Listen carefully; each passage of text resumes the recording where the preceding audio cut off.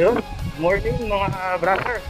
Tayo ay pupunta ngayon sa Bridgetown, Pasig para sumali sa Ride Academy na Moto Gymkhana Leg 2. So yan.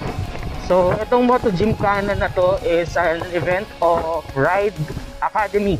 Ito po ay driving school for mga motorcycle riders. So check out their Facebook page, Ride Academy. So bakit nga ba tayo sasali dito sa Gymkhana? Actually, this is a test of your riding skills through a course. Actually, ang nag-originate to sa Japan. So mga nakapanood natin mga video, talagang hindi siya talaga pabilisan talagang pagalingan sa pag-ride. So again, this is a competition. So tayo naman sasali just for the experience. So actually, the first time na naka-experience ng gintong event is sa RG Community, yung naimbitan tayo as guest doon sa kanilang Moto Gymkhana. So this one, try naman natin na tayo mismo ang kasali. Siyempre tayo, panibagong experience using our electric motorcycle. Siyempre yun ang mga gusto natin para ma-share din natin sa iba ano ba yung experience sa pagsali sa mga ganito. And malay natin, kayo naman yung sa susunod na makasali sa ganitong event. Sabi nga, hindi naman kailangan manalo, kailangan is meron tayong matutunan. Well, plus na yung manalo, syempre. Actually, sinubukan natin mag-inquire pala dito sa event. Although dun sa classification, wala nakalagay dun na electric. Pero sabi nga natin, paano natin malalaman kung di susubukan natin mag-register. Baka pasalihin naman tayo, no? Pero again, this is an experience na gusto kong i-share sa lahat, no? So hindi naman tayo experienced rider, bago lang din naman ako nagmo-motor. Although hindi naman gano'n kabago, kasi dati naka Yamaha Tri-City pa ako, no? Yung 3 gulong na scooter. So yan, so maraming events actually para matest ang inyong ating mga skills. So this is one. Moto Gymkhana, syempre you will be tested against your own skill, your own time actually. So yan, so yan, parang time attack. Dati sumasali pa tayo sa 4 wheels na mga event, no? Sa mga track race, sa actually buhay pa yung Subic International Raceway. That's 14 years ago. So tumatama pa tayo. Sabi ko nga, priority, siyempre binata pa. So kaya pa mag-setup ng mga sasakyan. So to test your ability, to test your engines or your vehicle, siyempre sa racetrack mo gawin, diba? So mas doon na-develop talaga yung the man and the machine, ika nga. So yun mga brad, samahan nyo ako dito sa ating riding experience. So sama-sama tayo matuto dito, and I hope mag-enjoy po tayo sa small content na ginagawa natin para sa ating community din sa mga electric.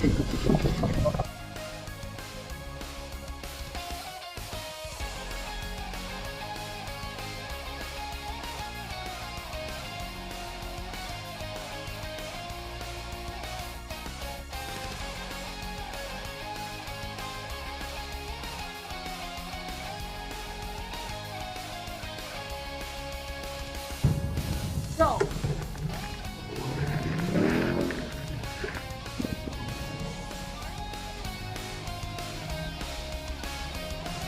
Yan, ito na yung ating the zigzag.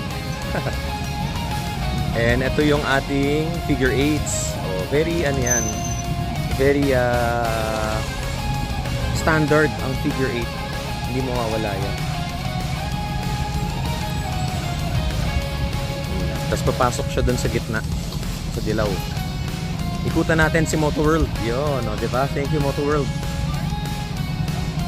Exit.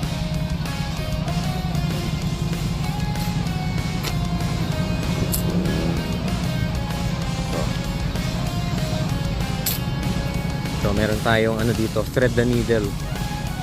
Red and yellow. Okay, go around. Exit. Yes. Clear.